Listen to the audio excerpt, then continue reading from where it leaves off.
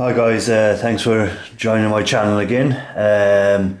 So just a quick one again, this is just to remind you, this is how I take away, what I take out of computers, other electronic devices that I find that I could find gold on, and hopefully in the future I can recycle that or refine that into actual 24 karat gold. A lot of the stuff I take apart, as I said, you'll probably get more money on eBay for. So if it's working, put it on eBay first, see if you can sell it that way. If not, then fair enough, just tear it down and see what you can get for out of it, as in scrap gold. So today what I'm going to be working on is, I'm just going to show you what I do with hard drives that I get. So again, that hard drive, if you looked at a previous video, you'll have seen I've taken that hard drive from a satellite box. So I said I'll strip this down today now and show you what I do on it. Then I have two other smaller hard drives here that I've taken from laptops. So again, I'll just strip them down more or less. All three of them, will I do them the same process. I'll take the same stuff from them. So just looking at them straight off, you can see that they have gold pins. Straight away, any of them there will have your gold pins. So again, in here we have our gold pins.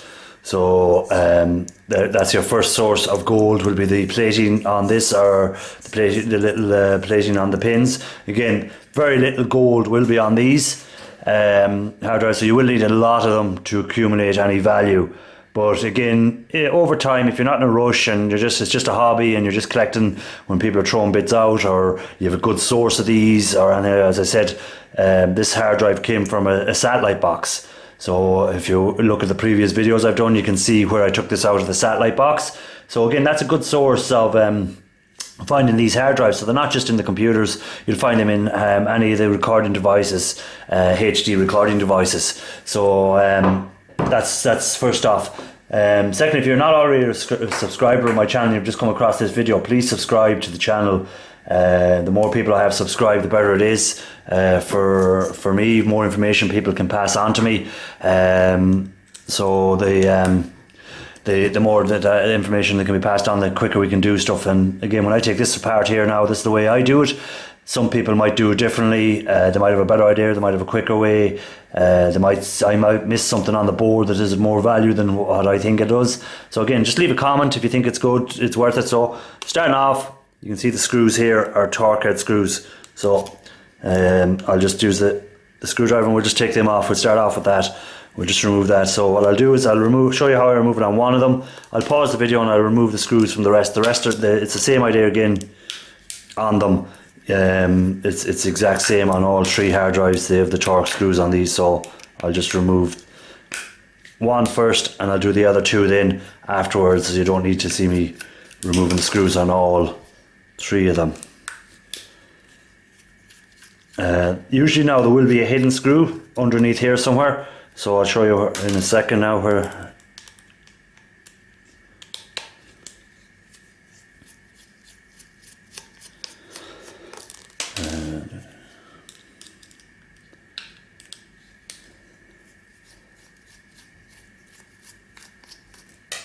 Okay, so again, I usually just move my finger around until you find where the hidden screw is. So it should be in this location here now, where I can feel an indentation on it.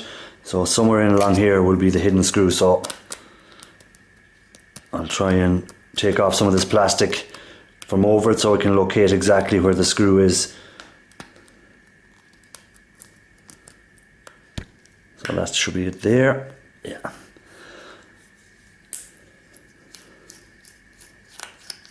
Okay, so we remove the hidden screw on it.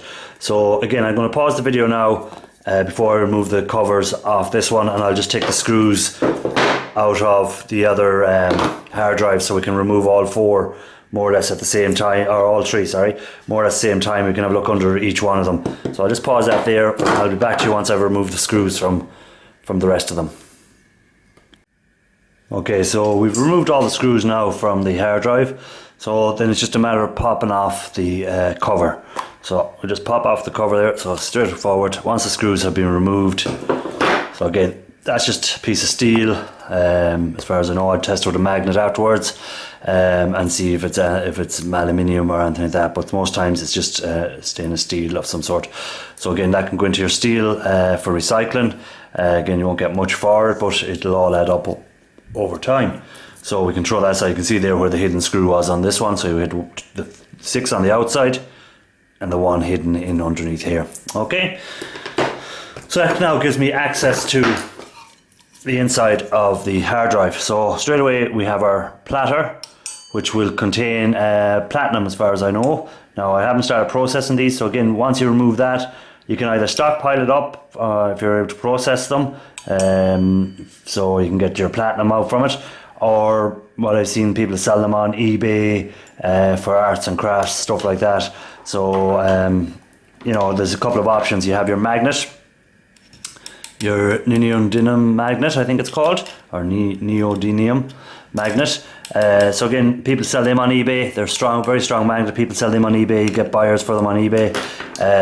I just stockpile them up, to be honest. I don't really sell them on eBay. So again, you'll have another Torx screw in here, so it's just a matter of finding the right size, and just we'll remove that. So again, it'll be the same on the other hard drives, so you won't need to see me do it. I'll just you can presume that I've done it on it. So I've removed that magnet and just see if that can release that. Okay, so we've loosened. We'll try and get one magnet away. So that has released the magnet. So there's your neodymium magnet itself. So again, I can use that now to test and see will it stick to that. So yeah, as you can see, that magnet sticks to it. So again, that is of very little value. So we have removed the first magnet. So underneath again, we have another Torx screw. So we'll just remove him. So all I really do is anywhere I see screws from now on, I just start removing them out, and it makes it easier then to take it all apart at the end. So again, we'll have to have a look at that there and see can we remove that in a minute. So we'll just remove the screws from around the platter.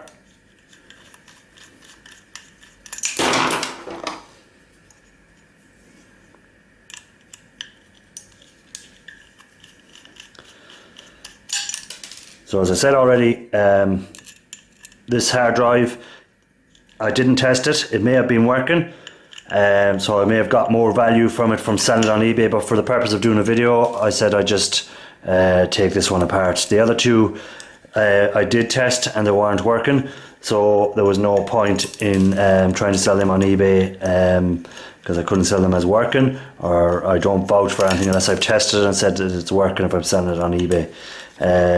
So this, I said I'd take it apart for the purpose of this video today. Okay, so again, I can test that with the magnet, and it sticks to the magnet. So again, into the steel for recycling. So again, another screw here.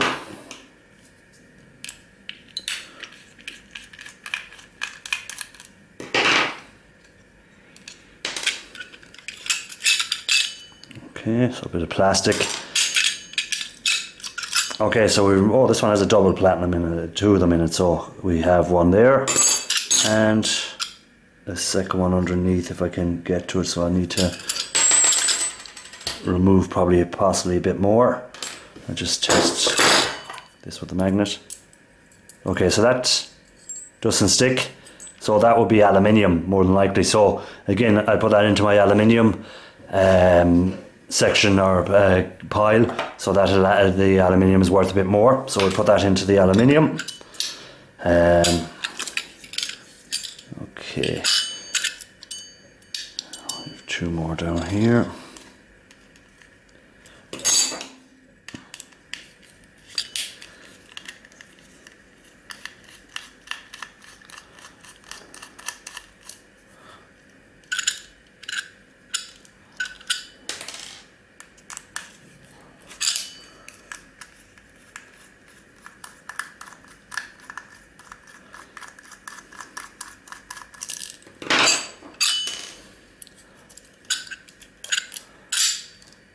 Okay, so what I'm going to do now is I'm going to have a look at the back of it and see what screws are on the back of it, see what else I can release. So I'll try and release as much as possible as I can before we start pulling at it.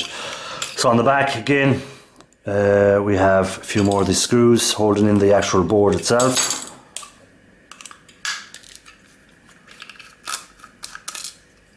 So as you can see, looking at this board, straight away I can see that we have some IC chips on it, as well as the gold up here. So we have your ICs, MLCs, stuff like that on it as well. So again, they all can be taken off. What I do with this, I'll process this. I could remove some of the chips by using a chisel, like I did in other videos. If you look at other videos where I'll just give you a quick example. What I'll do, I'll just, usually in the other videos you'll see me remove something. Now really I should have my gloves on for this,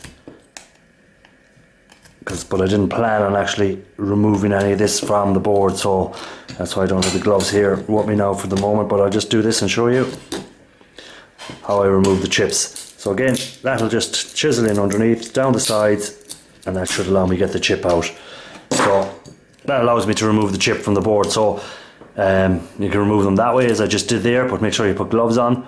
Or what I'll do is I'll process this board when I'm processing motherboards from computers, so I'll be using a heat gun, or to remove all the chips, all the MLCs, any of the other stuff like that from the board. So I'll use a heat gun to release it. So that's our hard drive board, hard drive control board. So we can see this small bit of gold, not much there, connections, a little bit of gold flashing around here, again very little, and it's very light, so there will be very little gold.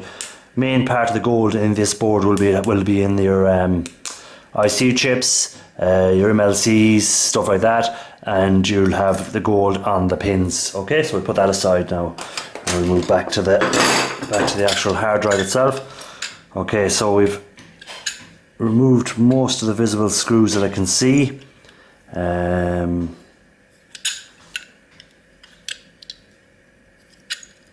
So this part here now we have to try and remove. So I'll just get a screwdriver and we'll try and remove the reader head from it. So that's what reads and sends the information to your computer, and what's on your hard drive. It passes up through air and into your computer.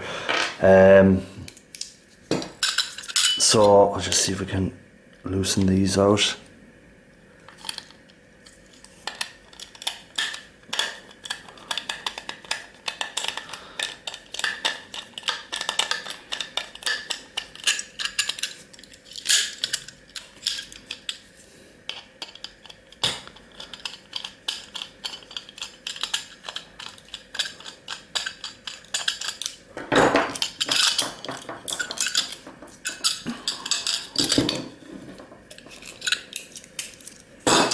Okay, so this is your reader. Again, on the tips of the reader, I don't know, can we see it there or not? There will be some little bit of gold. It's very hard to see it on this camera, but there will be some gold usually on the tips. So again, that can be put in you can cut them tips off when you're finding your gold from pins, stuff like that. You can use it there. Again, I'm looking at the rest of it. That will be copper. Usually a bit of copper here. Now I had seen people say there's more gold inside of them, or more gold somewhere else in them. I haven't come across it on any of the ones I've been doing. So again, mainly gold, possibly aluminium. These are possibly made of aluminium. We'll just test it. Yeah, so again, that can be put in with your aluminium. Once you've stripped that down, cleaned it off, you can put that in with your clean aluminium. So again, I'll put that aside. So we're back here. So again, we see the second magnet is down here of it. So we'll see if we'll use a chisel to see if we can remove that. It's quite a strong magnet, so it's pulling against me. Okay, so that's that magnet removed. So as you can see, they are strong magnets. So they're very strong magnets, so you can collect them up, sell them on eBay. I've seen them being sold on eBay. So again, you can sell them on eBay to generate a little bit more cash for yourself. So that gives us this last platter. Okay, so that's the two platters. So essentially that's where all your information will be held on your computer. A lot of companies if you're recycling from companies and stuff like that, they'll want you to destroy these, so that no information for data protection and stuff like that will ask for the hard drives to be destroyed. So you can strip it out like this and just destroy these hard drives for them, or give them back these platters, whatever, or you can just destroy the whole hard drive depending on what company, if you're recycling for them. So again, we'll put them platters aside. So again, we have a few more of the Torx screws in here, so we just get the right screwdriver again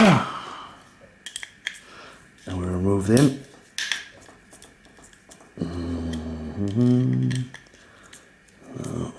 Be a better screwdriver than that.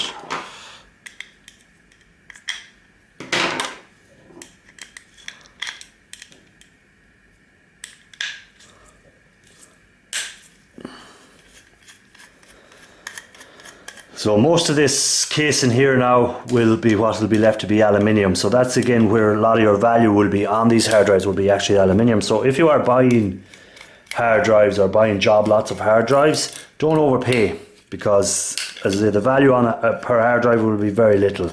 Your main will be your aluminium. So the most of that there now is aluminium that's left. We have a bit of foam. So that's the biggest part of your hard drive. So what I like to do, if I am going to buy them, I'll base it off the price of aluminium, and I'll try to work out as best what costs we've or what value they have per weight of aluminium. So again, you will have a little bit of gold on this. So these pins here sometimes can be gold for connection pins. So I like to remove that as well if I can get in underneath them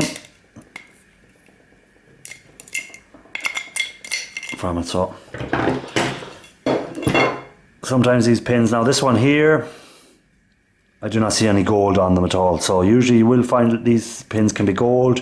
This one here doesn't seem to have any gold at all on it. So again, very little value there. There's nothing, if there's no gold in it, it's not really worth messing with, going on with. So I usually just dispose of that. So that's my casing for my hard drive. So just to give you a quick idea of the weight of that,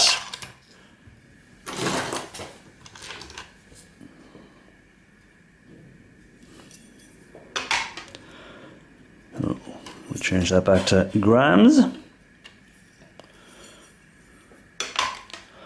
So that's 171 grams of aluminium there. So again, you look at the value of aluminium at the moment, what price it is per kg, and you can work out what value that is. As I leave that for everyone to work out themselves. So when I'm buying, if I'm going to look at buying hard drives, that's where I'll try and base it off the aluminium. I will have a bit more aluminium here. Again, this doesn't have any gold connections. Sometimes these may contain gold connections.